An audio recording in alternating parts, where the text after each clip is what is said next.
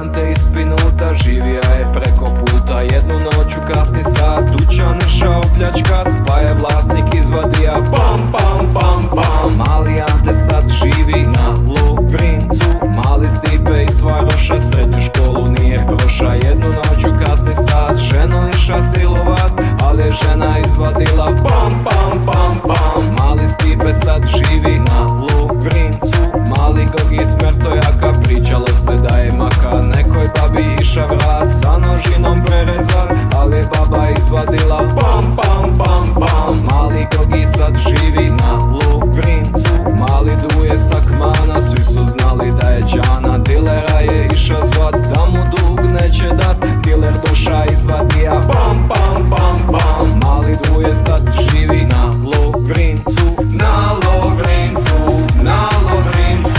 Cijeli Split je na Lovrincu, kriminalci, mafijaši, lupeži i drogeraši. Na Lovrincu, tu je disko, svi smo mrtvi, umrli smo, psihopati, pedofili. Na Lovrincu, Split je cijeli. Mali orkest kod sunara, prokocka je masu para. Iša je provalit stan, liku šta je domobran, onda se iz stana čulo pam pam pam pam. Mali Joke sad živi na Lovrincu, mali Zlaja sa Bača, doma se u zoru vraća. Radija je noćnu smjenu, kumu svome jeba ženu, pa je kum izvadija pam